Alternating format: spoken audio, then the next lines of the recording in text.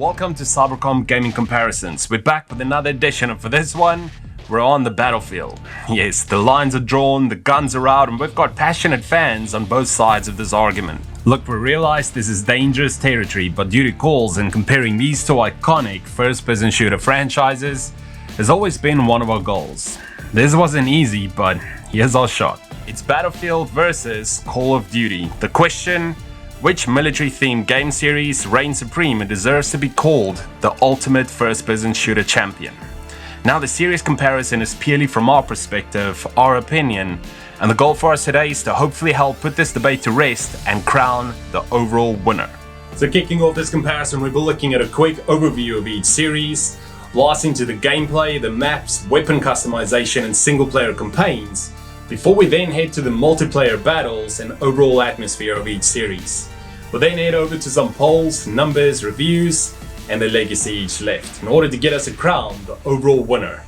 This is Battlefield versus Call of Duty.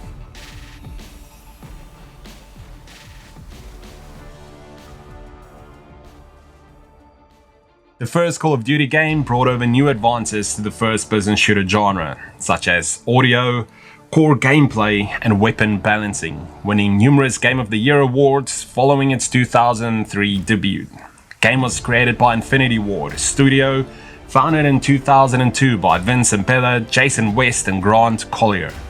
In addition to the Infinity Ward developed titles, other games in the series have been developed by studios such as Spark Unlimited, Treyarch, and Sledgehammer Games.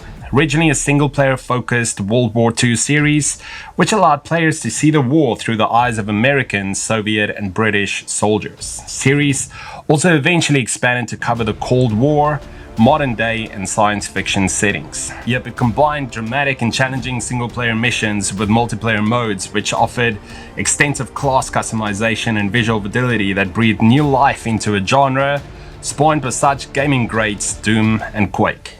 The popularity of Call of Duty pushed forward 18 main titles, multiple expansions and spin-offs, and currently has over 111 million monthly active users. The first Battlefield game, called Battlefield 1942, was released back in 2002, which gathered generally favorable reviews, with much praise going for the innovative gameplay, multiplayer, and World War II theme.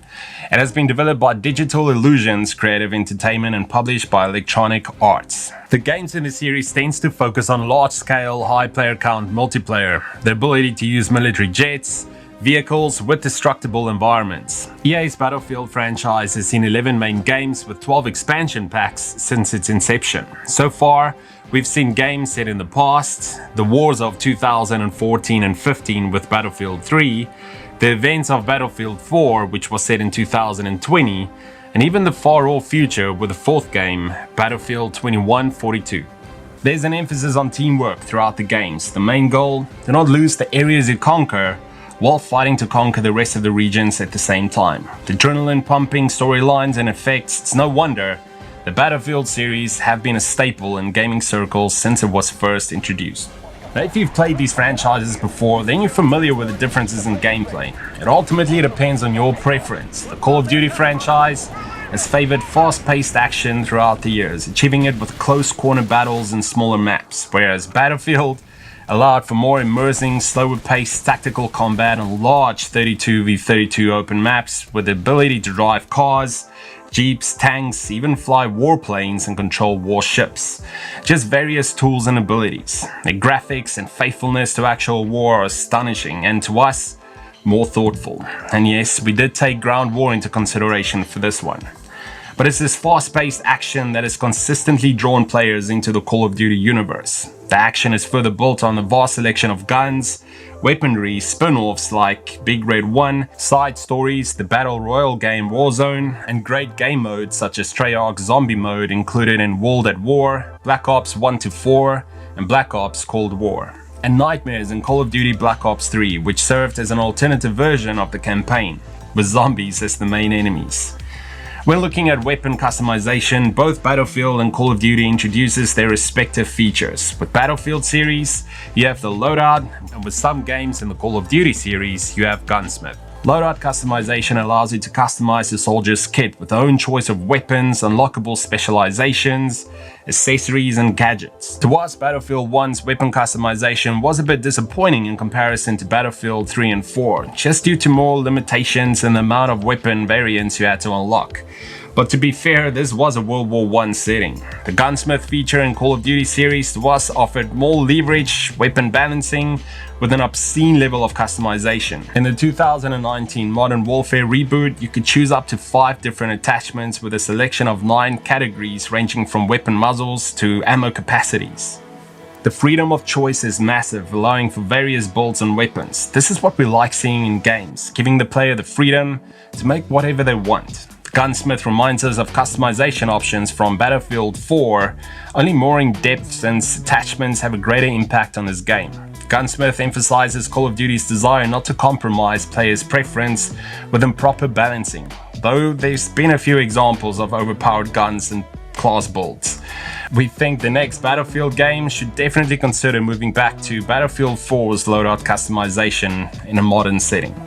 Now, looking at single-player campaigns in Battlefield slips down a bit in this department, although Bad Company 2 proved that there can definitely be an interesting single-player storyline without sacrificing good gameplay. But apart from that, though serviceable, none particularly stands out as great or very memorable. Battlefield 3's single-player campaign was disappointing, but got stepped up in 4, although admittedly Battlefield 1 surprised with a campaign that managed to rethink the way the series had traditionally offered single-player content. Rather than an overcomplicated narrative and one set of characters, it delivered a series of playable, self-contained stories which actually worked well. Call of Duty for the most part delivered good single-player campaigns, especially Infinity Ward's Modern Warfare series. Now, while the developers weren't breaking any new ground in storytelling or narrative, the campaigns were fun and engaging with some great cinematic action.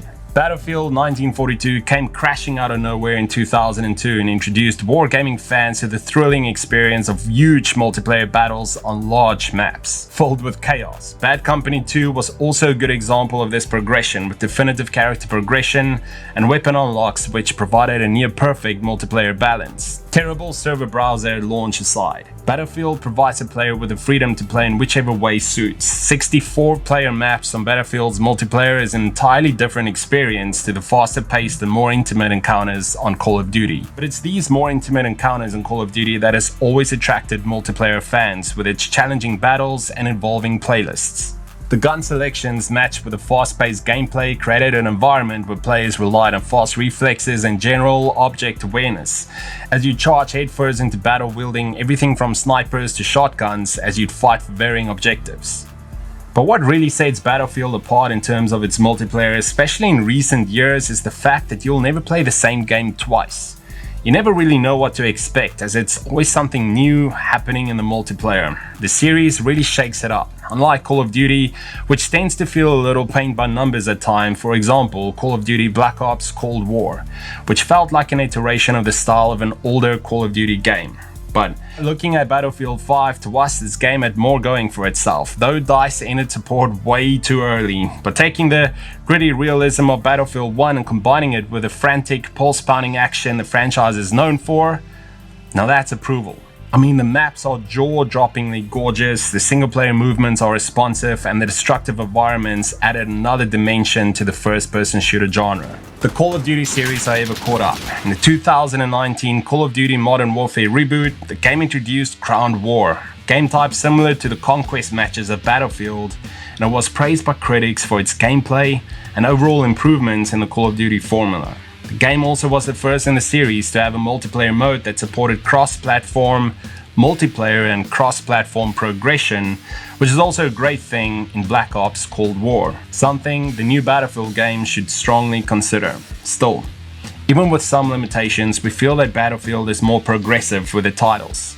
As an entirety, the game delivered a strong multiplayer formula from the start. It's hard to deny, and one that Call of Duty will most likely fully adopt, or should fully adopt going forward.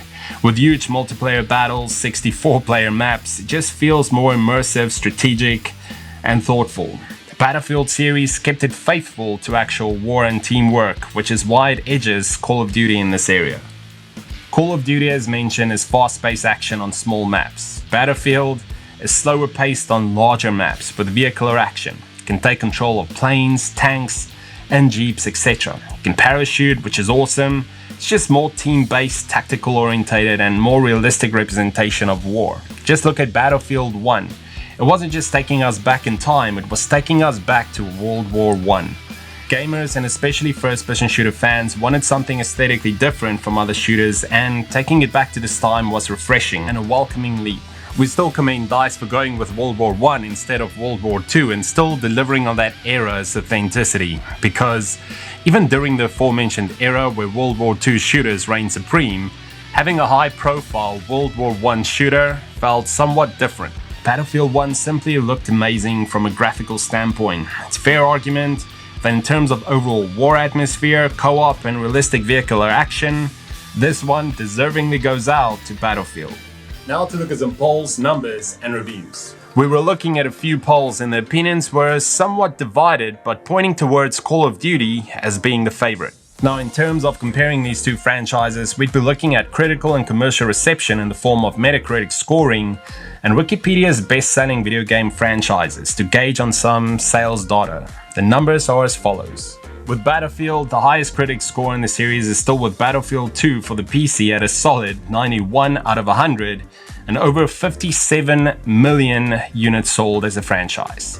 Heading over to Call of Duty, and the highest critic score in the series falls with both Call of Duty Modern Warfare 2 for the Xbox 360 and PS3, and also Call of Duty 4 Modern Warfare, again for the Xbox 360 and the PlayStation 3, sitting at a claimed 94 out of 100. As a franchise, Call of Duty has sold over 300 million units. Now that is impressive. The Battlefield series always tried to recreate warfare through scaling up the action. The online firefights involve massive battles where players can opt to be foot soldiers, of which there are 4 varieties. Taking to the skies as a pilot or commandeer a tank for ground assault, you always feel like you're part of the action. You work in squads of 4 inside sides of 32 and rampage through the European countryside and cop city streets, taking the fight to the enemy. How organized you are depends on your approach to the fight, but needless to say, the squads that communicate well and work as a team generally do better. The latter entries in the series would go on to feature story-driven single-player campaigns. Bad Company 2, to us, featured the best campaign of the franchise to date. With unique gameplay scenarios and a funny cast of characters, this was an effort for the franchise to better compete with Call of Duty. I remember back when I got Battlefield 1942, the complete collection, which included the Secret Weapons mod, the Road to Rome mod, Battlefield Vietnam, and the World War II Vietnam mods. But the actual bonus was that you could go online and download the Desert Combat mod free to use with the Battlefield 1942 discs and have that real Gulf War scenario. Battlefield 1 delivered a great experience. The game looked absolutely beautiful and is still one of the most theatrical shooter games. DICE has really mastered the art of creating immersive war zones. As mentioned, Bad Company 2 took the franchise further by expanding the story that started with Bad Company 1 and has lots of replay value and an almost perfect multiplayer experience. Battlefield 4 had a lot of promise, but it ultimately struggled to the range of issues that haunted the game for the first year. Things like performance problems, connectivity issues, and major bugs made Battlefield 4 something Battlefield fans purposely avoided.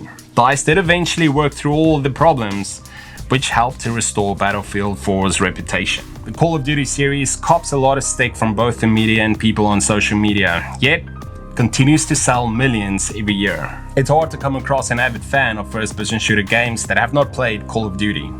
When the game was first launched, it was revolutionary. It redefined first-person shooter games and continues to do so to this date.